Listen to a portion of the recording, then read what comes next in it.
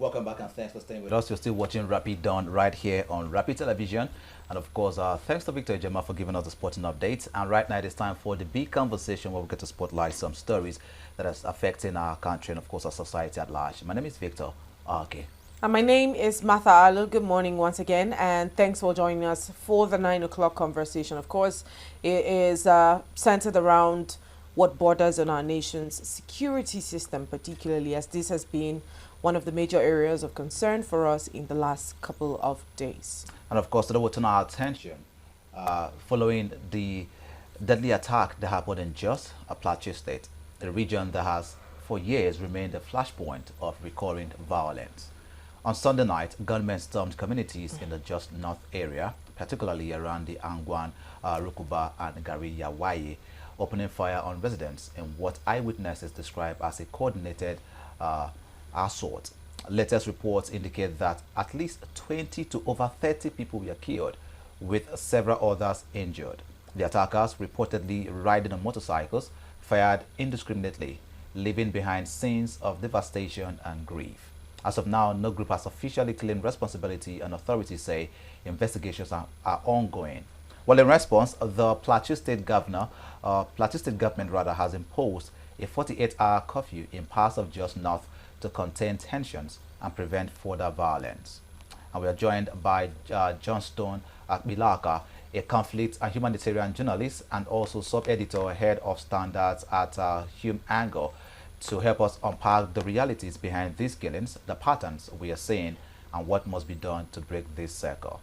Hello, Mr. Johnston. Good morning, and thanks for being here with us this morning. Yeah, thank you. Yeah. Please, could you take us through the sequence of events in Jos and Jos North on Sunday night? You know, give us an eyewitness account of that, basically. All right, so I wouldn't say I'm an eyewitness per se, but okay. I mean I'm a reporter living here, so it's I've been also like speaking to people who are the actual eyewitnesses, and I remember it was a rainy Sunday afternoon. That's on Sunday, March 29th, and I usually would go to church by 6 p.m. and so I meaning that I will leave around 7 p.m. or so, but I live about 25 or so minutes away from Angwarukuba. That's if I'm using public transport. If I'm going private, it might be faster than that. But I was talking to a friend who lives there coincidentally about something different, and she was not even around, and she said, "Oh, my mom said this is what happened," right? So the accounts are also like different based on there are differing accounts from eyewitnesses, but I also have an eyewitness who said the guys came in a red Sharon van, and others say they came on motorbikes, like you rightly mentioned, dressed in black camouflage with their faces covered, and they were armed with guns and cutlasses, and they opened fire on people, and I mean even went into a chemist store just at the junction to shoot at other people. So if you go to Angwarukuba now, maybe by now some of those things have been cleaned up. I mean, it rained last night as well, so some of the blood probably have been cleaned up, but I mean they just came to the community and shot at everybody. I don't know, but for context, right? Angwarukuba is not a village. It's not a rural community. Angwarukuba is right in the Jos Bukuru metropolis, barely 10 minutes away from the Jos main market and the University of Jos, and other major. I mean, not even far from the Plateau Peace Building Agency, the community that is. So it's also not so far from the Jos University Teaching Hospital. It's a boiling pot. It's a community of diverse people. In fact, you can say it is the village of the Yorubas that live in Jos, right? So, because you meet a lot of Yoruba people, some of them are older men who do keke, napep.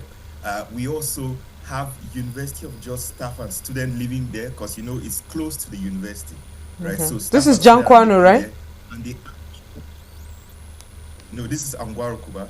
Okay. Jankwano is Bingham Teaching Hospital. Oh, Yeah. okay. So Angwarukuba, yeah. So I'm saying that the students of the University of Jos and staff members live there. I graduated from the University of Jos. So at some point in my studies, I lived at Angwarukuba with some of like my friends who were living in one of the communities within Angwarukuba. And in the evenings, on Saturdays or Sunday or even in the afternoon, that junction is a beehive of commercial activity. So you will see a lot of people who are returning home, who are going somewhere. I mean, people are selling popcorn.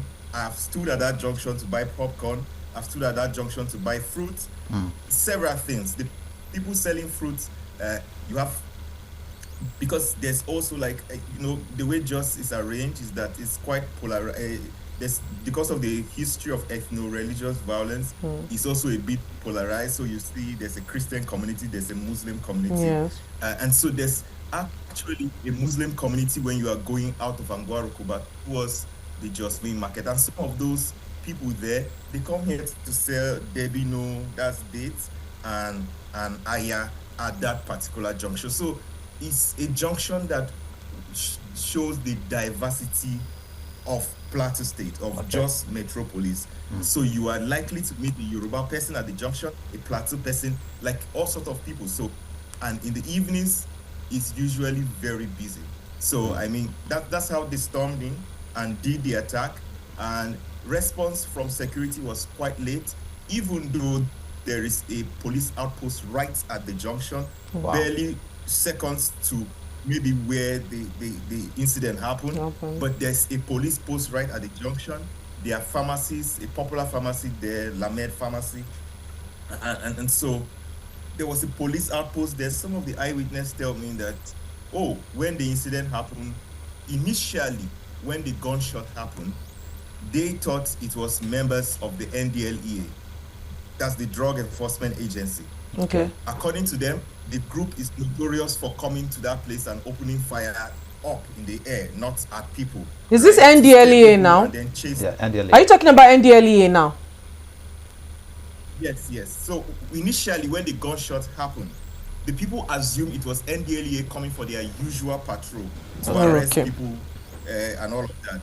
So that is one of the reasons they were even calm. So they are used to hearing bullets in the sky, right? So from NDLEA members, because NDLEA training center is just about 10 minutes away at Lamingo, from that community. So according to eyewitnesses, those guys come sometimes to make arrests and they shoot in the sky. So initially they thought it was NDLEA, which they usually call their drugs. You keep saying, you keep hearing them say, they thought it was drugs that came, right? Okay, yeah. But unfortunately, it was not.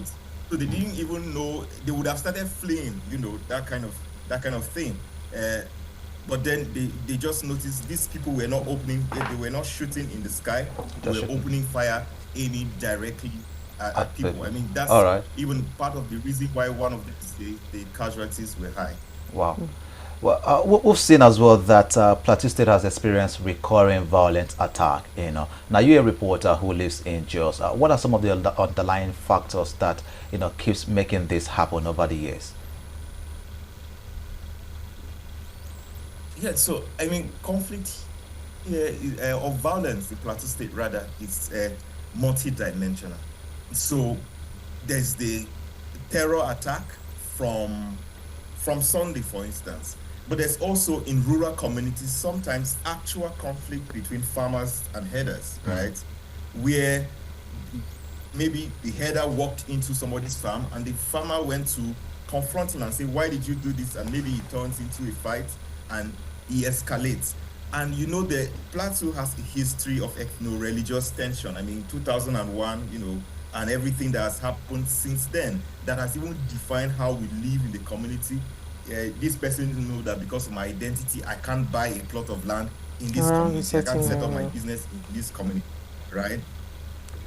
Yes. So because of all of those things, there's a deep-seated mistrust among all of these ethno-religious groups. So the complexity sets in now.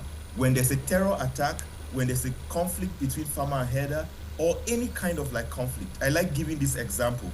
If two persons, John and Thomas, right, have a fight, whether the fight was unrelated to religion, it is very, very possible that because of the deep-seated mistrust and the history of ethno-religious violence, the conflict or the violence immediately takes an ethno-religious undertone. Yeah. So people interpret it along the lines of religion.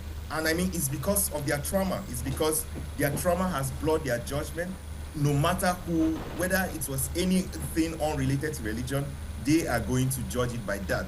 Now, then comes the implication of revenge attacks. So, like yesterday, the attack happened in Angwarukuba, which is a Christian-dominated community. I mean, there's I think an Ekwa or a cooking church right at that junction.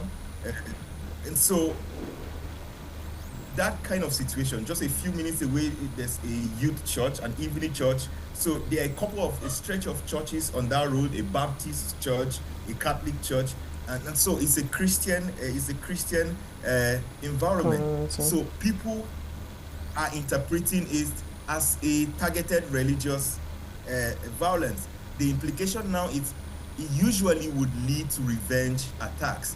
So the young men who live in those Christian communities will now go to attack their neighbors that, oh, you people came and did this to us. And the what they call them now, the Muslim community who are living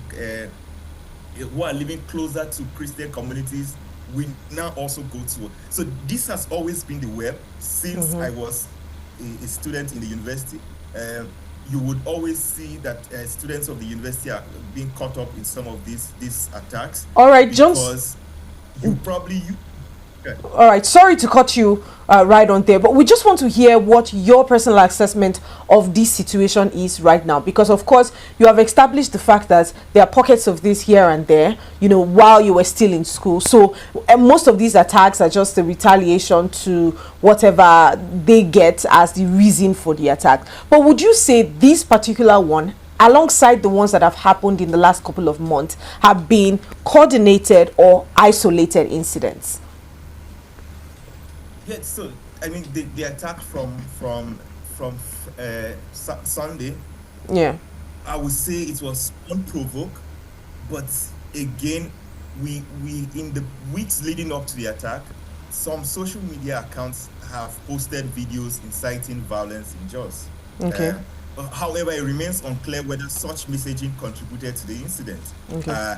And some of them, in fact, have been arrested by the police. I think on the 20th of March, that's about like 10 days ago, right? Yeah. The Plateau State Police Command released a press statement saying it has arrested those people inciting violence, including two suspected, two members of a group called Sarasuka, which is a group that is notorious for terrorizing citizens within the metropolis, right? So that was like on the 20th. I mean, the Plateau State Police Command made this statement on the 20th. You can fact check it on their website, Facebook page. They made the post on the 20th saying, oh, these people who were inciting violence in Jos, who were saying, oh, after Ramadan, for instance, we are going to attack in Jos. Oh, they said like a whole lot of different things that will incite violence along the lines of whether religion or all of that. But I know that the Plateau State Command arrested some of these people. Now, I mean, as an analyst, as someone who is reporting on the ground, you are now not sure, right, if those arrests are responsible for the attack. You know how maybe you if you remember the prison break issue in Abuja, for instance, where members are coming to do attacks because their members are there. So like you rightly mentioned, no group has claimed responsibility. Sarasuka has not said, oh, we are the one who did the attack. But what we know is that on the 21st of March, not 20th, rather, 21st of March, the Plateau State Police Command arrested some of the people who were making those insightful comments, and he arrested some members of the Sarasuka syndicate group. As all right, speaking about right now, has any arrest at all been made, regarding the current attacks in the Angwan Rukuba right now? Have you seen any sort of arrest? What's the security presence like in that community? Because you have said that they have police stations close to the areas where this has happened, and I have heard various accounts speaking with people from those communities saying that when the gunshots had happened and the police also heard that, they ran into the police station, shut their doors, and didn't come out at all until minutes after, maybe like an hour after the attack had happened. In fact, some made a case for the police officers, saying that they had little to no weapons whatsoever to interface with these people who came into the community to shoot. So at this point, most of the citizens, or most of the people that I had spoken to from the community, said it is not the fault of the police, because you cannot fight someone that has more sophisticated weapons than yourself. So seeing as they were even afraid when the attack was ongoing, what is the presence of security as we speak like in the Angwan Rukuba community? And alongside the first question that I had asked. Yeah, I think I missed the first question, but I'll start from the second. All right. It's because it's a burning issue that you are also having this conversation on your breakfast show. The conversation is going on and on. Okay. The security presence. I mean, there's a curfew in Jos North. I live in Jos South, but there's curfew in Jos North at the moment.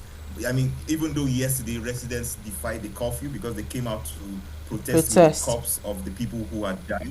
Yes. Yeah. And I mean, the governor had gone there to address them as well.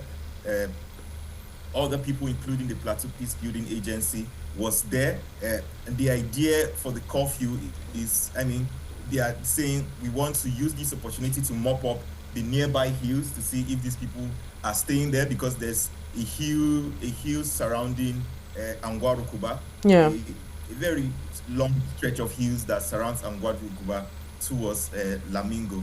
And so they are saying that's why there's a curfew. We want to also not allow for retaliatory attacks, so people should be indoors, and we will provide security along those areas. So I think that there's been improved security in the community. The police PRO, for instance, have released like emergency lines, for people to call.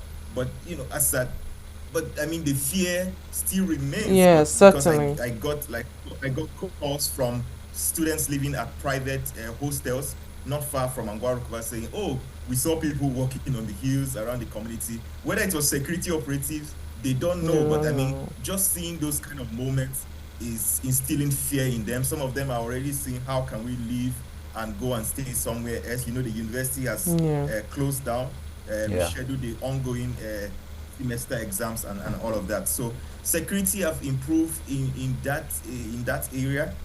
I mean, if you come to Jos South, for instance, life is going as normal, almost as though nothing happened on Sunday. Because I remember going out yesterday, I saw people playing football in Jos South, right? But I mean, their security and I mean, transportation was also going up and down in Jos South, for instance. But in Jos North, security reinforcement and all of that, because it's a front burner issue, of course. So you are trying to ensure that there is no repeats. But I mean, for now, that's the much I can say. I don't know of this morning because I've not stepped out. But as of yesterday, that's what's up. All right. Now, of course, looking at the trajectory of the violent attacks that's happened in Jos, including the one that happened just on Sunday, where over 30 lives were lost. But beyond lives being lost, we also see that many families are going to be displaced, as many families has been displaced in the past as well. But what are the actions of humanitarian groups in Jos community when we talk about healthcare and of the likes of it? What has been the outcome so far of it? Yeah, so for now, the people who were injured from the attack are currently receiving treatment at the Jos University Teaching Hospital, which, like I said, is not so far from the community. There's a link road to the teaching hospital from the community, right? But overall, I don't exactly think the attack would cause a mass displacement, uh, Okay. because some of these people are like they call them settlers, right? There are people who came to just for business. Like I said, Yeah. if you go to Angarokuba, you are likely going to meet, in out of 10 people, you meet 2 Yoruba people. So they live there. And the attack is not something that has happened there in a long while. In a long while. So it was new to them. It's why it caught them unawares. Yes. They did not even have to run all of that. So I don't think it would exactly cause a mass displacement. People would still want to stay. You know, in rural communities, because it's far from the government social infrastructure, people often run away. But this is right in the city center. People, the governor has addressed them, has allayed their fears. They are going to sit back with the, you know, they thought that, there's There's going some to sort be of calm. some sort of like improvement, yeah. Alright. But I mean, on the side of like humanitarian organization, I've already started seeing young people, as they always do, young people in Jos Reaching talking about, out. oh, during this curfew, can we start a food bank? Can we do all of that?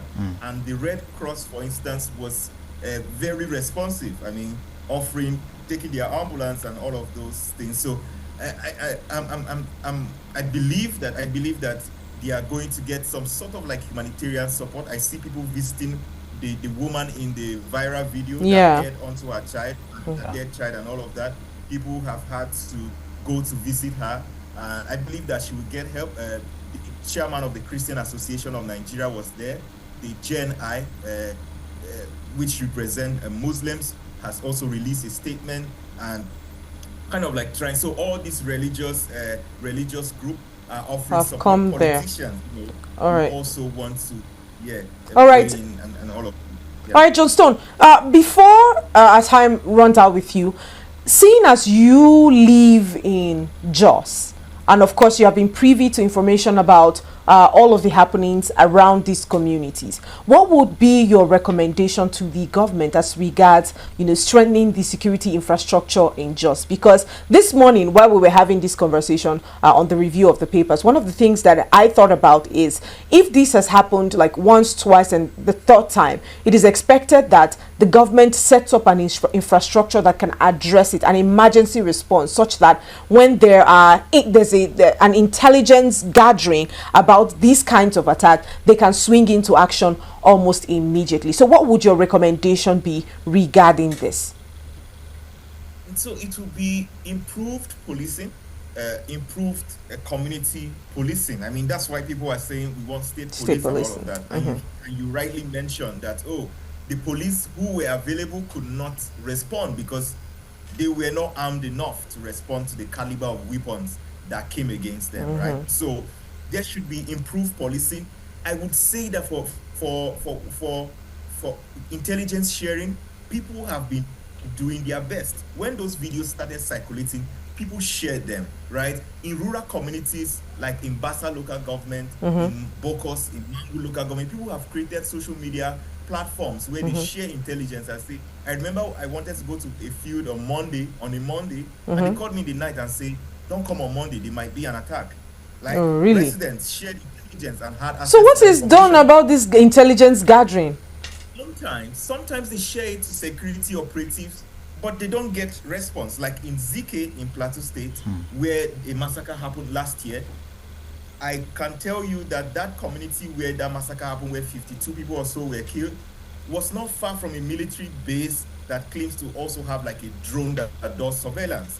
And the people told me that they had reported whatsoever. And in fact, if you go to, that day I went to the community after the massacre, I still saw military people in the market going to buy stuff. Not that they were on major assignment, they reside at the base. So I mean, maybe they were not even on duty that day and all of that. But vigilantes have been the ones who are trying to respond, community vigilantes. But sometimes it can also be overwhelming for them. They can be overgunned and all of those things. So improve policing, intelligence sharing. People are trying their best. we now need to see action on those intelligence policing. But also, there is need for justice. Justice, because lack of justice is what is causing mistrust, is what is causing every violence to become an ethno-religious issue. So what does justice look like? When you ask people, they say make arrest. So they killed people, make arrest. Let's know who was arrested. Let's know who did this thing. Arrest the person and prosecute the person to the end, to the final. Let's know, oh, this person was sentenced to life imprisonment. This person was done X, Y, Z with. So that kind of like provision, provision is of justice is very important, because justice will now bring healing to the people, right? So for me, I would say that improved policing, and not policing by coming to say you are opening police posts. Okay. Because I don't know, I know we are short of time, but I give an example in a nearby community, Dong, in Jos, where there have been a lot of quiet kidnapping. The Jos North Local Government Council opened a police post there. But trust me, that was in December, I think, or January. A week ago, I was in Dong. The police station was abandoned. So it's not just about saying you have established a police post.